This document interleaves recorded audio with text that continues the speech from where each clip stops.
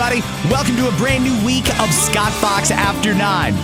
Thank you to everybody who downloaded the Silent Date Tell-All that dropped on Saturday night. That was such a fun episode. I'm glad it turned out the way it did. I spent a lot of time putting together that episode with the flashbacks. So if you've been following the Silent Date story, check out the episode that I dropped on Saturday night. It's the episode right before this one, chronologically in the timeline.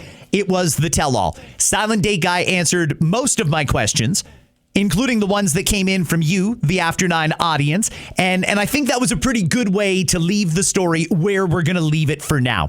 I don't mind telling you, by the way, I wasn't sure what to expect from dropping a Saturday night episode of the pod, but those first day download numbers were unbelievable. Second most first day downloaded episode I've released.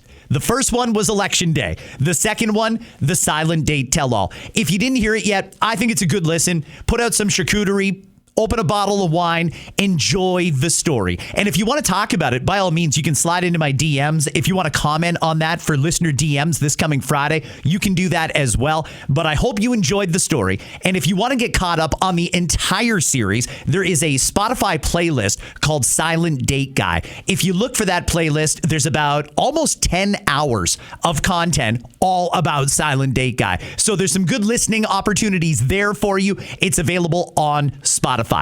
In this episode, I'm in a great mood. How can I not be in a great mood after the Buffalo Bills beat Jacksonville yesterday? They're going on to the next round, and they'll face the Denver Broncos this weekend. Let's go to the locker room after the game yesterday. This is Bills head coach, Sean McDermott. Hey, that's a heck of a win. An incredible toughness, man. I'm going to tell you what. Yeah. This football team is as tough as I've ever seen it, and it's not stopping. It's not finished. It is not finished. Hey, we're going to celebrate this. We need everybody getting healthy, getting those treatments. We got a big challenge next week, man. Hey, we're learning something about ourselves every game. We pick each other up along the way. Someone goes down, somebody steps up. Somebody else goes in, they step up, man. A true team and a lot of love for each other, man. Super proud of you guys, man. We knew what was in front of us coming down here. Good football team. 60 minutes. That's what it's going to take. It's going to take it again next week. All right. We stay here. We don't fucking blink, all right? We get one more. That's right. That's the reward for doing what we did today. We get one more. Now we got to go earn it again. All right? Love y'all, boys. 1, 2, 3, 1, 2, 3. Sean McDermott and Buffalo Bills quarterback Josh Allen in that clip there. I think Josh Allen deserves the MVP again. He was absolutely unbelievable. He put that team on his back yesterday and carried them right to a win. And that fourth quarter, man, holy cow. I thought I was going to have a cardiac event. At one point, my watch told me my heart rate is elevated from where it normally is for a resting state. And while some people may have been concerned and called 911, I thought, well, I need to have another beer. And that's exactly what I did. That fourth quarter was just filled with twists and turns, but what an outcome. Bills win. They're going on to play Denver. Josh Allen, after the game, talking to the media. This is great. Yeah, to have the wherewithal to, again, not blink. And I think that's just the mantra that we've adopted this year of if we've got time left and we got the ball, we got a shot. And you saw that there today. Truer words have never been spoken. If there's time left and the Bills have the ball, they got a shot. Such a great game yesterday. If you're a member of the Bills Mafia like myself, I know we are celebrating right now, and I don't want to get too far ahead of myself, but I really think I might go to the Super Bowl. If the Bills go all the way, I'm not going to pay tens of thousands of dollars for a ticket to a football game, but I could see myself going to San Fran just to be part of the atmosphere. Watch it at a local sports bar, and then join the looting afterwards. Nobody should be looting, by the way. They shouldn't. There's a lot of weird examples of big protests happening right now. And maybe I'll have some time to get to that in this episode. I don't know. Either way, I'm thinking about going to San Fran. If the Bills go all the way, you might just see me there because, man, I didn't know if I'd see this. I've wanted this since I was little. The Bills to win a Super Bowl. And they're on their way. Next up, Denver this coming weekend. Go Bills, go. Let's get to a little bit of what happened last night. The 83rd Golden Globe Awards were on. Nikki Glaser was the host. Let's hear a little bit of her and her monologue. Wicked was back with Wicked for Money. Oh, my God. So good. Once again, Cynthia Erivo and Ariana Grande gave us 2 career-defining performances. I mean, it was so emotional. I mean, 2 hours into that movie, I was just like in tears. Like, I can't believe there's 45 minutes left. It was just like too much. I'm kidding. A little long, but like I loved it. And Ariana, I would listen to you sing the phone book. Grab the one Kevin Hart's sitting on tonight. I'm sorry, Kevin. I can't stop. It's a problem. Not bad. I don't know if that's the best I've ever seen Nikki Glaser, but she did what she had to do for an award show host. The Rock is nominated tonight, and luckily for him, the TV show The Paper is not. So he might win. He might win. That's a fun one. And Kevin Hart is here. Yes! The Rock's +1/2. Love you, Kevin. Kevin, I love you. Kevin is obviously nominated for his hilarious stand-up special tonight. I love you so much, Kevin. You're so funny. And you and The Rock together are like my favorite comedy duo. Such a classic comedy duo. You're like a Steve Martin and Martin Short, but for like people under 50 IQ. You know what I mean? Like, we need movies too. Jumanji Next Level, was it? I'm just saying.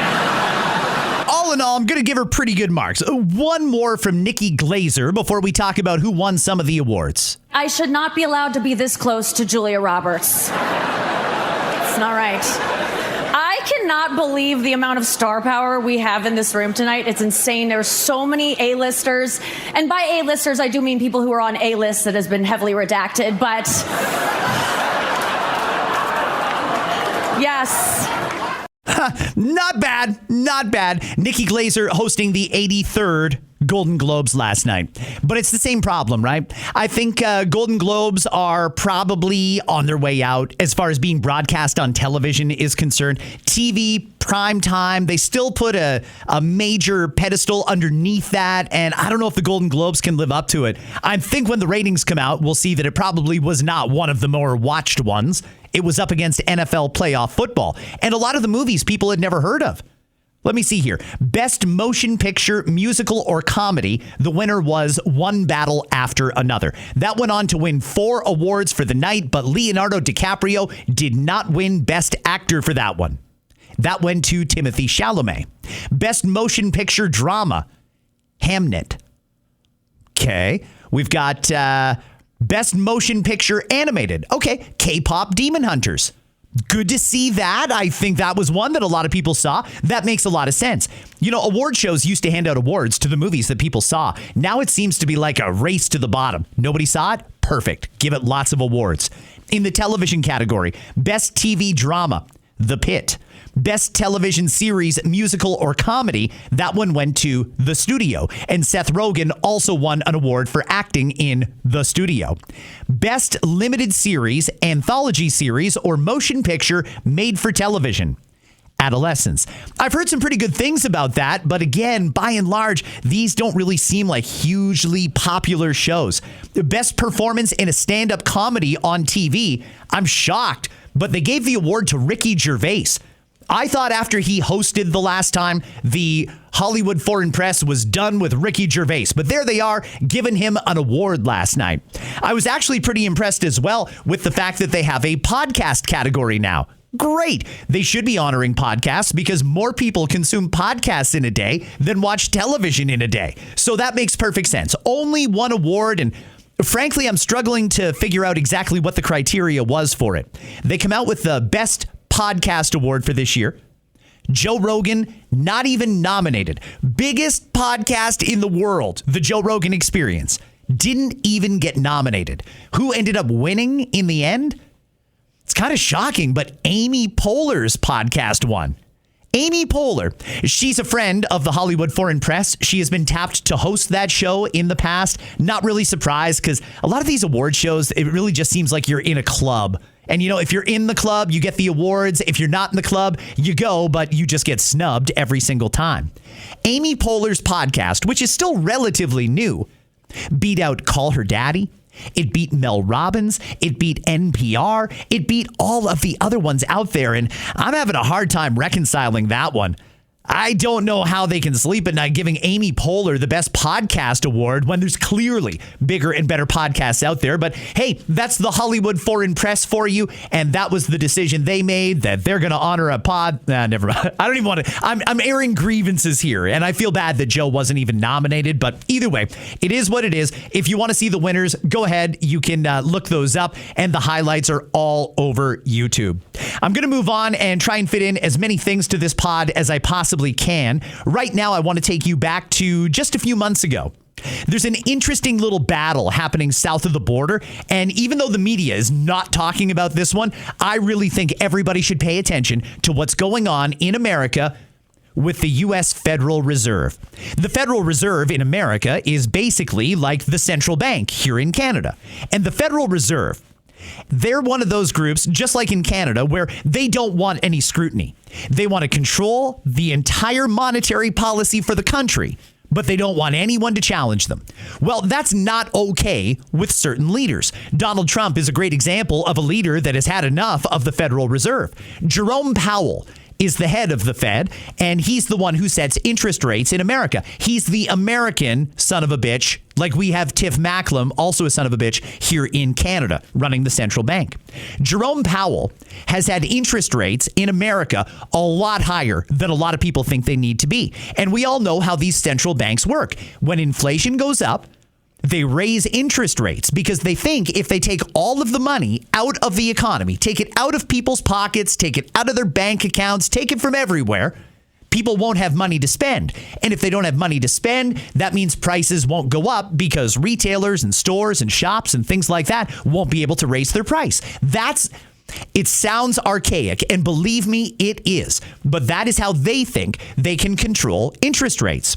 Well, one of the things that the Fed in America can't seem to control is their own costs. They decided the beautiful ivory tower that they were working out of just wasn't enough, and they had to do some pretty extensive renovations.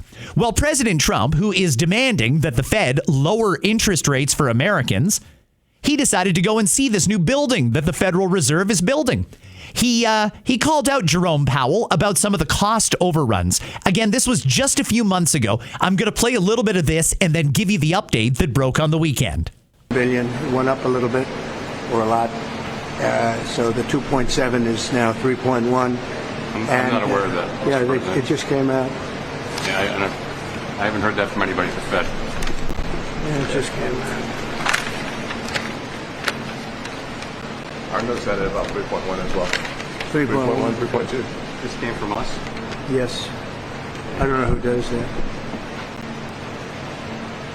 You're including the Martin renovation. You just added our entire capital. Yeah, you just added in a third building is what that is. That's a third building. Well, including no, the but Martin building. it's a building that's being built. No, it was built 5 years ago. We finished Martin 5 years ago. It's part of the overall work. But it's So, not new. So we're going to take a look. We're going to see what's happening, and it's got a long way. Do you expect any more additional cost overruns? Don't expect them. We're ready for them, but we have a little bit of a reserve that we may use, but no, we don't. We expect to be finished in 2027. We're well along, as you can see. That is just a little bit of President Trump, right to Jerome Powell's face, confronting him about the cost overruns to the taxpayer. You see, the Federal Reserve, they're in charge of America's money, but they don't want to face the scrutiny that American politicians would face. They think they should be completely independent and free of political interference. Well, how does that work when the politicians are all saying our people are suffering because interest rates are way, way, way too high? You guys have got to lower the interest rates. And the Fed doesn't want to do that because the higher they keep the interest rates, the more free money the bankers make. And at the end of the day, the Fed are bankers. They're a central bank. So they want to keep themselves and other bankers very, very wealthy. And it's easy to do when they raise the interest rates. Well, President Trump is not happy with that. So maybe that plays into this next part, or maybe it doesn't. You just heard the part where President Trump was questioning Jerome Powell about the fact that this new building he wants to build for himself turned out to be 3 buildings, and the cost is over $3 billion for these 3 buildings. Not acceptable as far as President Trump is concerned. Now there's an investigation, a federal investigation into Jerome Powell. And here's what's at stake. Some people are saying, good, he should be audited, and the Federal Reserve has to stop operating with impunity. Good. They have to be accountable. If they're going to spend a ton of money building themselves some new Taj Mahal, they need to be accountable for those cost overruns. Other people might say the reason that Jerome Powell is now under investigation really doesn't have anything to do with those buildings. It's more that Donald Trump is trying to exert some political pressure on the guy. You don't want to lower interest rates? You don't want to walk away? I can't fire you, so let's investigate you. Let's see what you're up to. Some people are saying this is Trump using the office of the presidency to try and intimidate the chairman of the Federal Reserve. Well, now that there is an investigation happening into Jerome, he decided to come out last night.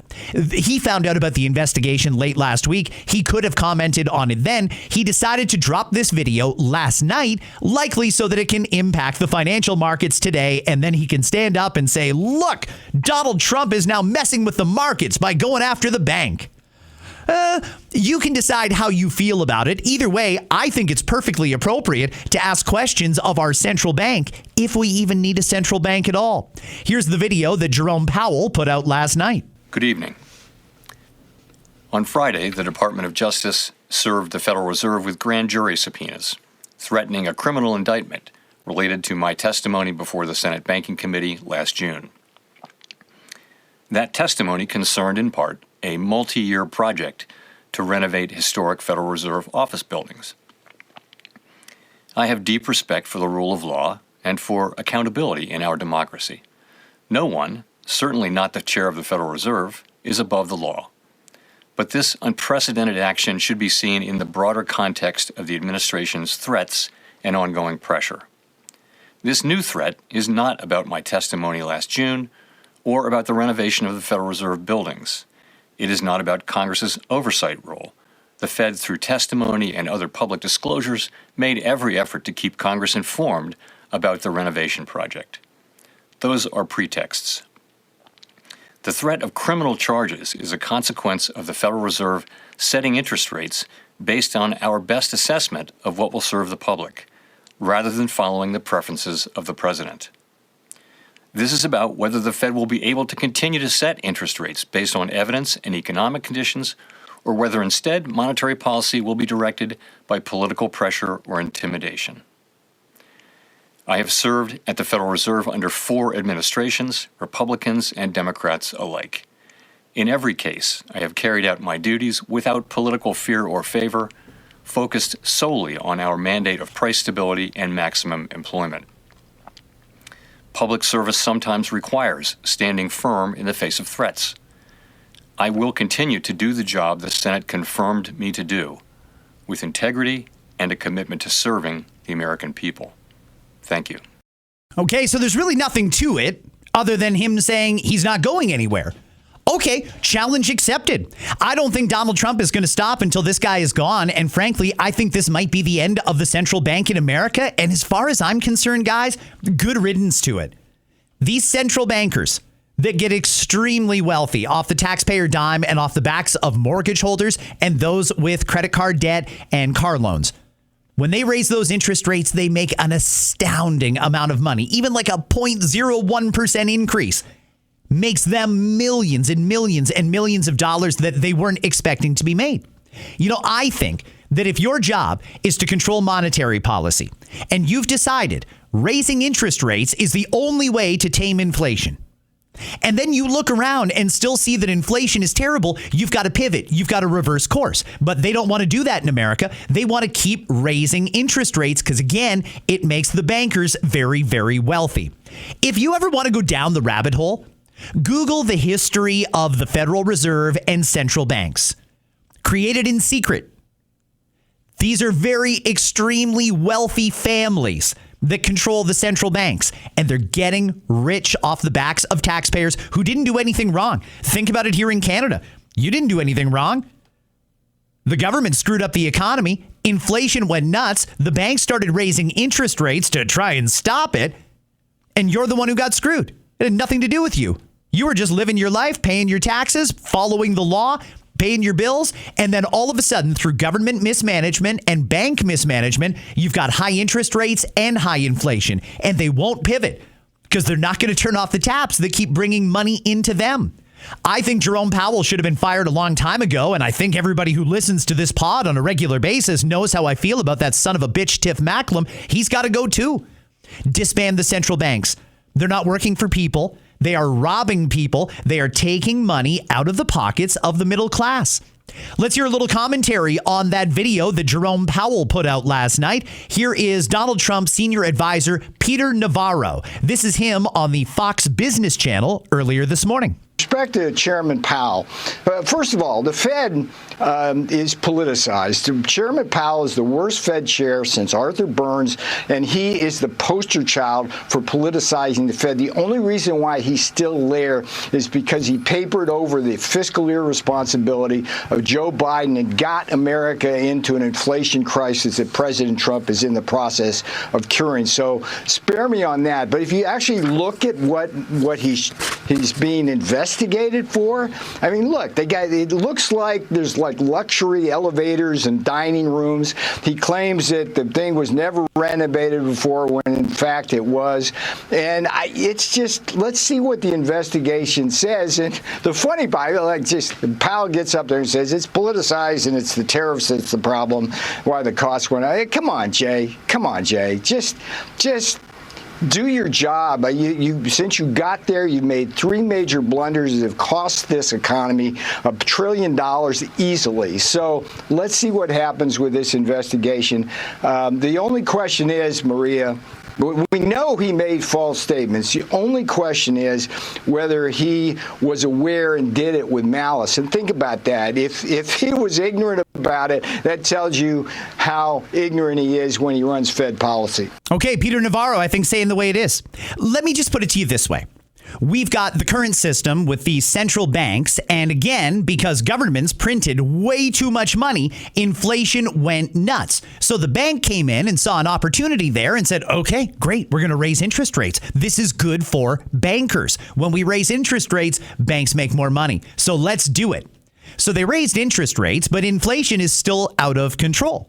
And, they'll say things like, well, it's only 3% this year. It's back down to our target. It's only 2%. That's our target.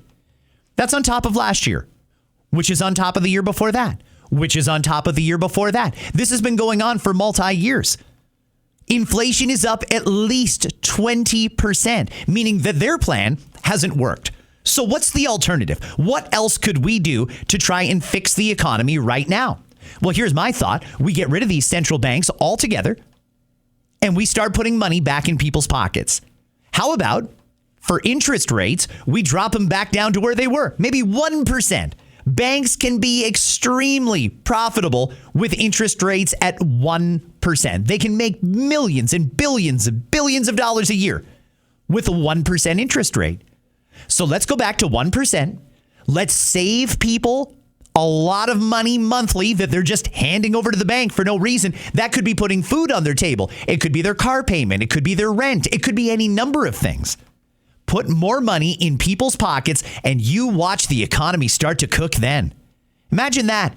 If you had an extra $400, $500, $600, $700 a month in your pocket that the bank wasn't taking. What kind of stimulus is that for the economy? I think it'd be great. You'd be more likely to go out and buy things. You'd be more likely to support local businesses if you had a little more money. But it's not just interest rates.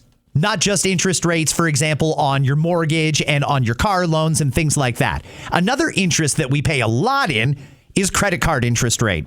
Donald Trump is doing something about that too. He's announced a 1-year cut to interest rates on credit cards. He's going to cap it at just 10%. 10% interest seems like a lot, but it's a lot less than what credit card companies are charging you now. If you don't know how much you're paying in interest on your credit card, you might be shocked when you look it up. Going down to 10%, that's something that right away is going to save people money and put it back in their pocket. This is President Trump talking last night on Air Force One, flying back to Washington. I want a cap on credit card interest rates because, some of them are 28, almost 30%. And that people don't know they're paying 30%. people out there, they're working, and they have no idea that they're paying 30%. No way.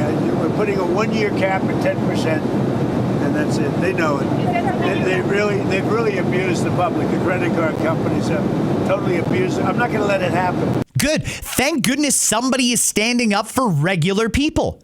Thank goodness someone is standing up for regular people, because nobody else is.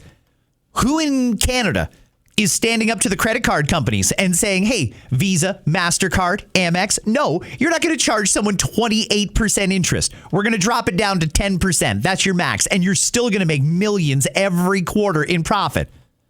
Nobody has that kind of guts in Canada. How great would it be if somebody stood up to the central bank and said, hey, you know what? Your interest rates, you can shove it. Drop it down to 1%, put hundreds, if not thousands of dollars back in families' pockets, and then we'll see the economy start to turn around.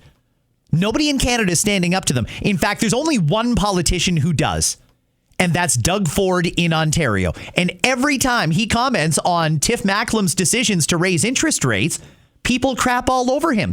I commented on social last night about the Federal Reserve. The amount of people that climbed all over me. This is outrageous. Don't interfere with the bank.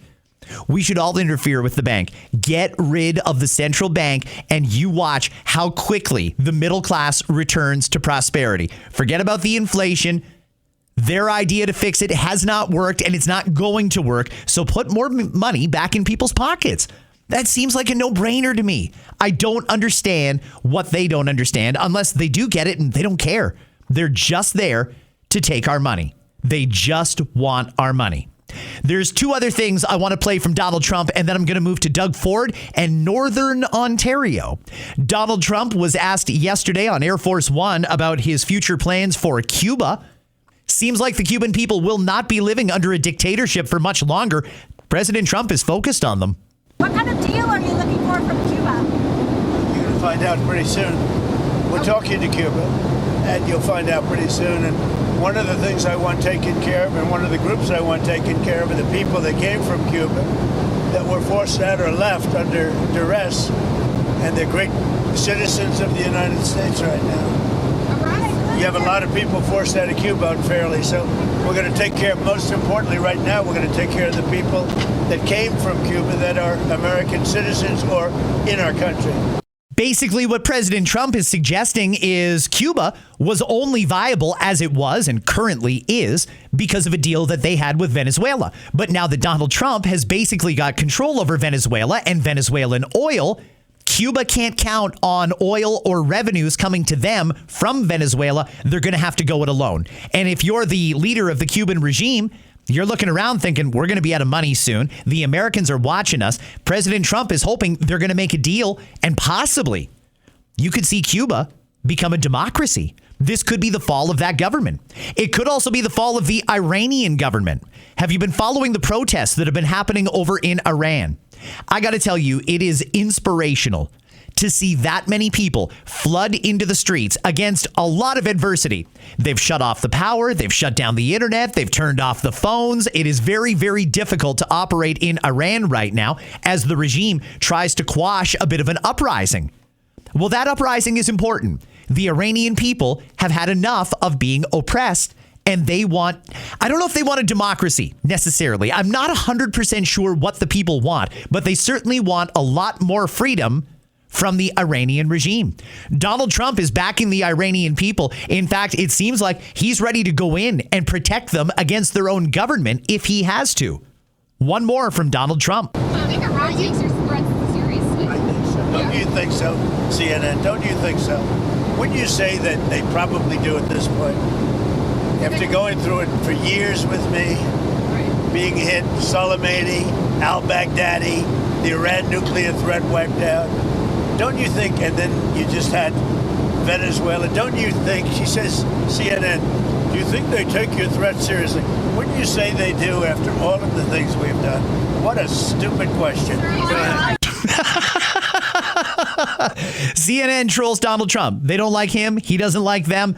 I don't expect any less in an exchange like that. Let me play you some more coherent audio, though. This is about 25 seconds. This is the president talking with reporters a little more specifically about the plan for Iran. On Iran, have they crossed your red line response? They're starting to, it looks like, and there seem to be some people killed that aren't supposed to be killed. These are violent, if you call them leaders, I don't know if they're leaders or just they rule through violence.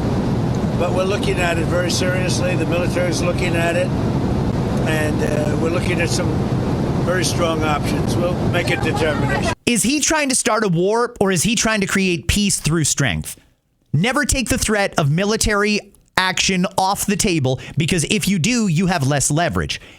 I don't know that Donald Trump is going to send U.S. troops into Iran to try and protect the protesters, but frankly, as I understand the situation, and I'm by no means an expert on Middle East politics, but I think the Iranian people are on solid ground here. They've had enough. They want to be treated properly. They're tired of living in oppression, and they're trying to rise up. This could be the end of the current Iranian regime. But what'll happen next? Could they go back to the monarchy system that they used to have? Could there be free and fair democratic elections in Iran?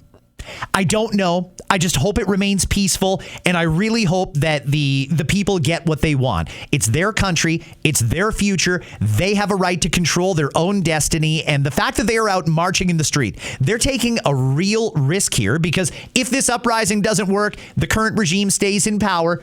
They've got the video. They know who was there, and I have no doubt that there will be retribution. So they're putting all their eggs in this basket to try and stand up for their freedom, and I am behind the people of Iran. Good luck to you, Godspeed, and I am thinking about you. But again, I really, really hope that this stays peaceful. Speaking of protests, by the way, there were more in America this weekend, and fortunately, they could have been a lot worse than they ended up being. I'm glad they didn't get really bad, because I know there's a lot of people, a lot of professional protesters. I can say that it's fair. It's basically been proven that there are some agitators out there who get paid to go into protests and try and turn them violent, to try and turn the public against the cause. They go in there to try and stir it up. Well, a couple of examples, actually. I'll start in Minneapolis, though. This weekend, they released the body cam footage of the ICE officer who shot the woman who was trying to block them and obstruct their activities in Minneapolis. They were getting ready for rioting in Minneapolis this weekend. They were trying to organize riots and looting across America. They really desperately tried to make this a George Floyd type situation. The body cam footage from the ICE agent who fired the shots, I think it's pretty conclusive. She drove the car right at him. Now, we can still debate whether or not he truly felt his life was in danger. But having seen the body cam footage, I really don't see a scenario where that ICE agent is going to be prosecuted for murder. It doesn't seem like that's what happened. I still think maybe he could have handled that situation a little bit differently, but it does go to this sort of underscores this. There was a lot of people who really wanted this to be a powder keg. There was a lot of people who were hoping that body cam footage never came out so that you could watch one angle or two angles and make up your own mind about whether or not anything nefarious happened here. And they were going to use it as an excuse for rioting and looting. Not okay. Fortunately, enough people have now seen that body cam footage that the possibility of riots and looting is basically, it's minimized for now, I guess is the best way to say it. There could still be some riots over this, but it doesn't seem like it's going to be as bad as it could have been, because the body cam footage clearly shows the woman looked at the guy, she hit the gas, and started driving right at him. I'm glad it didn't turn rough down there. But here in Canada, Toronto, yesterday, we had protests happening this weekend that were called Canada First. People protesting for basically middle-class prosperity. People protesting for common sense immigration policies. People protesting the current government and the state of our country right now. Well, there were counter-protesters also there. Those who wanted to oppose those who were standing up for Canada in their way. Those counter-protesters were disgusting. Throwing bags of urine at police officers. Throwing bags of pee at cops. Couple officers got injured. One of them got punched by these counter-protesters. I'm telling you, if you want to go out and protest, you have every right to do that. It's the counter-protesters, the ones who try and turn a protest violent. namely to make the cause look bad. Those are the people that I have a problem with. And frankly, I think we've got to stop appeasing these people. I'm glad that Toronto police made a lot of arrests on the weekend because of these counter protesters. They're not protesters, they're anarchists. The fact that they would throw a bag of urine at a police officer, another one punched a cop, shows exactly what these people are. It's scummy and it's gross. I'm glad that the Canada First protesters remained peaceful. I think it's disgusting what the counter protesters did, and I know why they did it. The same reason that people were trying to organize riots and looting in Minneapolis and across America. They're anarchists, and that is meant to try and quell dissension. Brutal. Let's get to Premier Doug Ford. I told you last week that I would cover this because I think it's an important story. For those who don't know, the province of Ontario is absolutely massive. It would take you almost an entire day to drive from one end of it to another. I'm told that you could fit the entire United Kingdom into Ontario 5 times. That's how big Ontario is. And the North is a very open and vast area. There are a lot of people who live up there, though, in certain cities and population centers. Places like Timmins and Cochrane and Sudbury and North Bay and Thunder Bay and right out to the edge by the Manitoba border. Well, we used to have a train that ran from Toronto up into the north. The train was shut down because there weren't a whole lot of people riding it. However, late last week, the Ontario government announced they were going to reopen the Northlander. The Northlander is a train that the Ontario government owns, and that's its job was to service Northern Ontario. But it got canceled under the previous government, the Liberals, because they said it didn't make sense financially. There just weren't enough people using it. So now the provincial progressive conservatives, Doug Ford's party, are bringing back the Northlander. And my simple question is, what changed? Is there more demand now? Or why are we starting this up when Via Rail, for example, already has service into Northern Ontario? All of those cities that I mentioned are also serviced regularly by Air Canada, WestJet, and Porter. A lot of flights go out of those places. Not a ton. We're talking small cities, but you can fly there. And of course, you can drive there. Now, it's a long drive if you're driving from Toronto up to Thunder Bay. Absolutely. In the wintertime, those roads can be quite treacherous.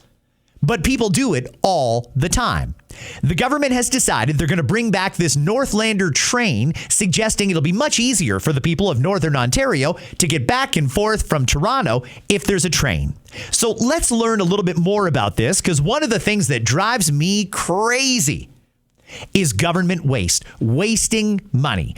And as much as I would love to give the people of Northern Ontario everything they want and need, you want a train? I'd love to give you a train.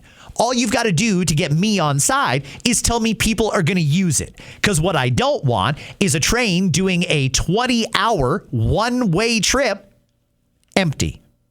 That I don't want to see. I see enough city buses rolling around town that are completely empty. In the big cities, the Peel regions, Toronto, Hamilton, yeah, for the most part, there's people on the buses because they're bigger cities. But we have a lot of smaller cities across Canada that have created transit systems. And frankly, I don't understand why, because every time I see one of those buses, it's empty.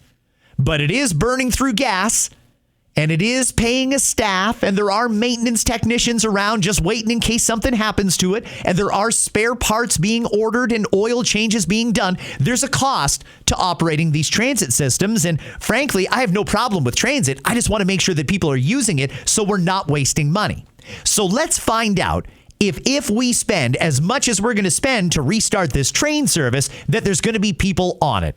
Here's a question that came in of the Premier last week at his news conference. Hey, Premier. Barbara with QP Briefing. How are you? I'm doing good, Barbara. How are you? I'm good. I'm wondering, when this line was canceled in 2012 by the previous Liberal government, it was because of high operating costs and also low ridership. I'm wondering just what changed now to bring this back. Well, before I hand it over to Vic, because he was the one who really pushed this all the way through, back in the previous government, they ignored the North. They didn't give two hoots about the North. We care about the people in the North. It's an economic driver. Things are moving forward rapidly, especially in the mining sector and the Ring of Fire, right across the North. And people can't be stranded. Right now, when they canceled that train, they left people desolate. Like it's terrible. So now we're bringing great transportation, 26 stops, and it's going to bring people right down to City of Toronto. But over to you, Vic. Before he brings in Vic Fideli, a cabinet minister, I think he's in charge of economic development, the premier is suggesting that people have been stuck in Northern Ontario for 14 years. And the reality is that's just not true.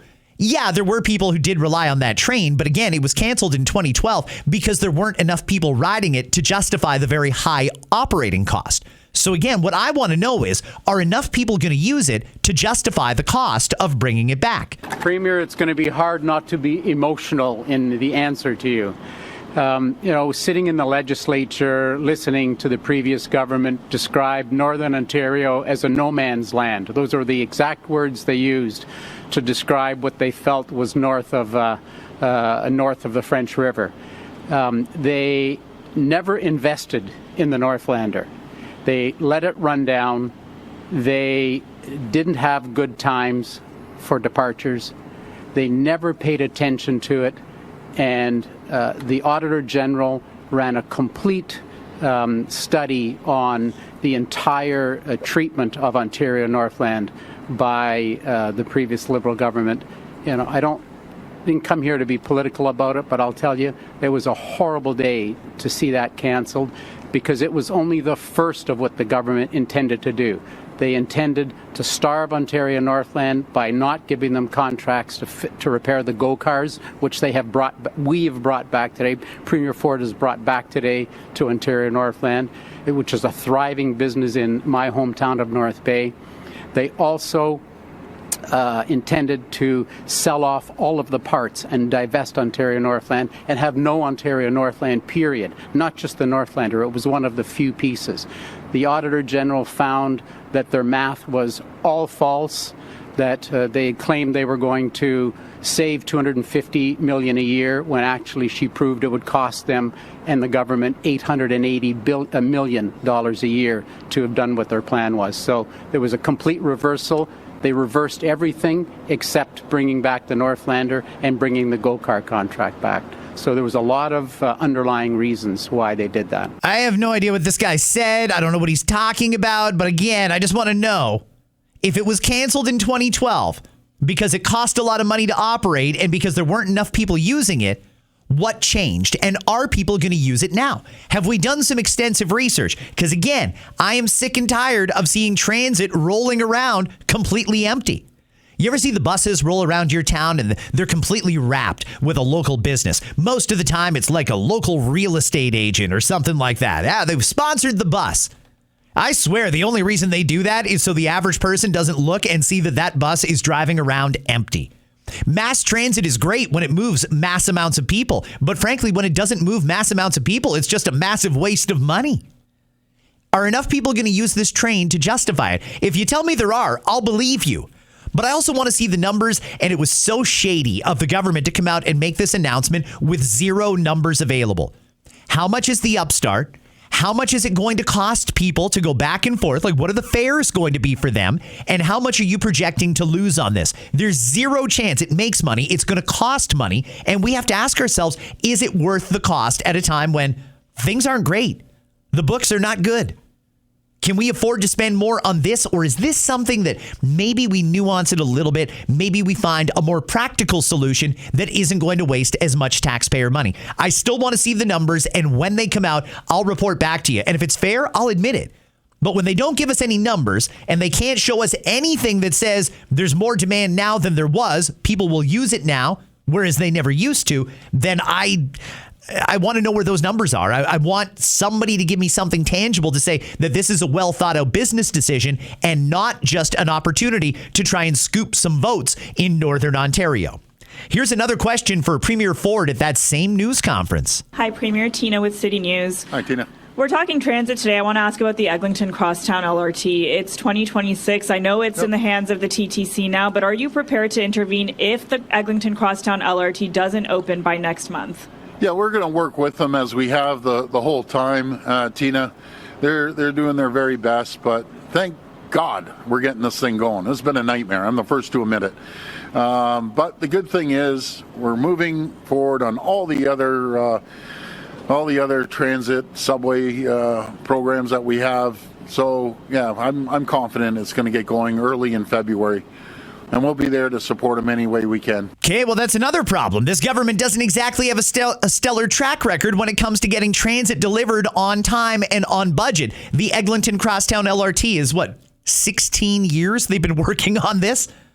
And it's still not even open.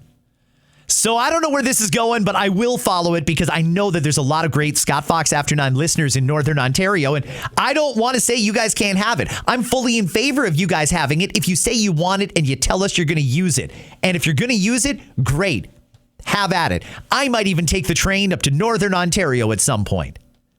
But if this is going to cost a lot of, we don't even know yet. The government made the announcement without giving us any numbers. That was very, very dishonest and misleading of them. So now when we get the numbers, we're going to have to relitigate this whole argument again. Here is another question for the Premier. Let's talk a little bit about that ban of Crown Royal from the LCBO. Okay, and on another topic, you're being accused of weaponizing the LCBO with your plan to pull Crown Royal from the shelves.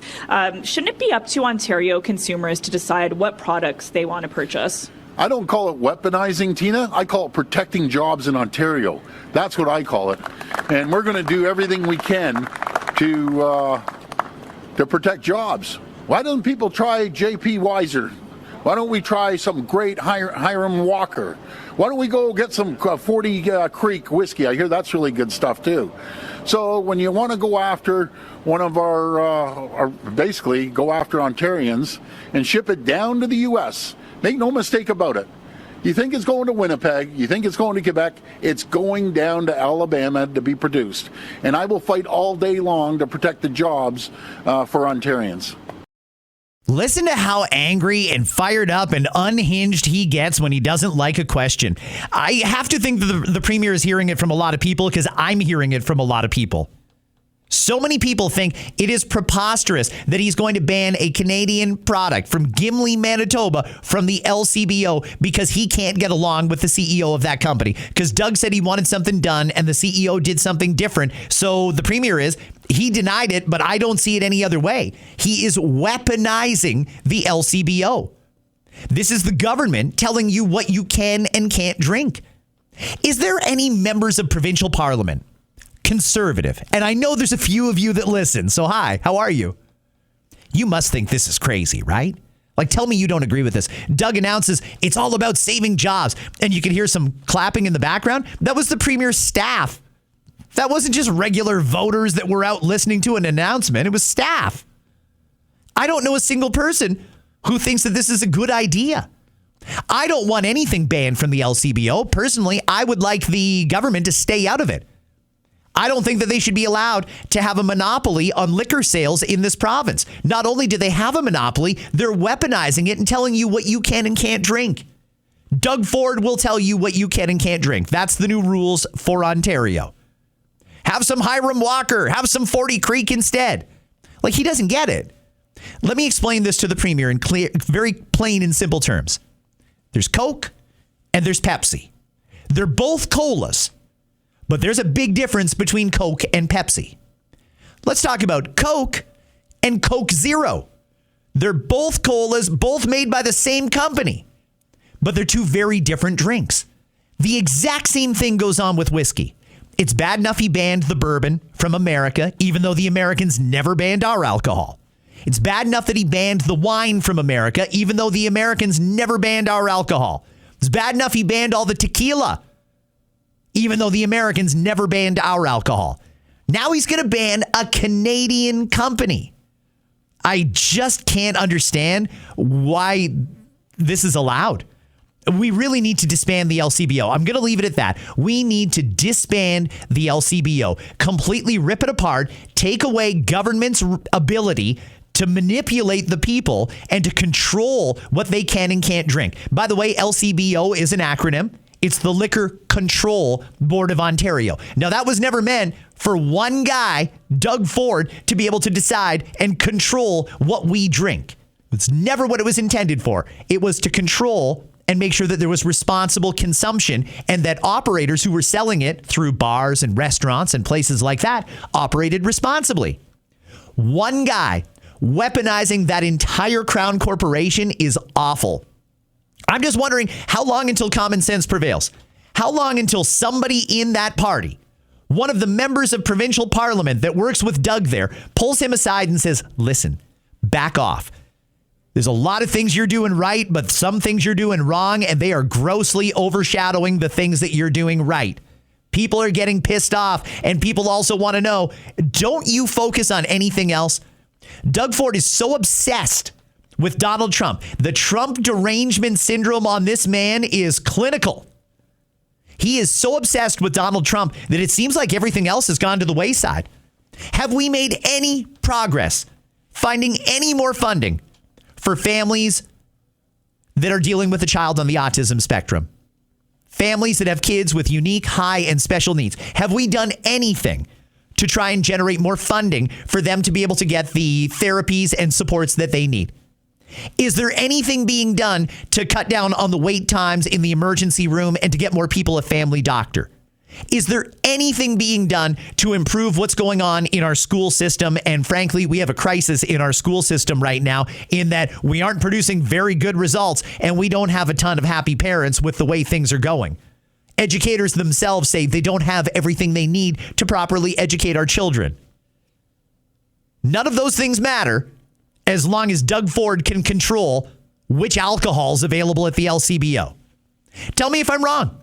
Tell me if I'm wrong. If there's something going on those fronts, I would love for somebody at Queen's Park to let me know. But frankly, I don't see it. All I see is Doug Ford ranting and raving on television with his Trump derangement syndrome about how he'll never apologize, how he hates Donald Trump, protect Ontario, even though canceling a Canadian company from the LCBO, I don't understand how that's protecting jobs.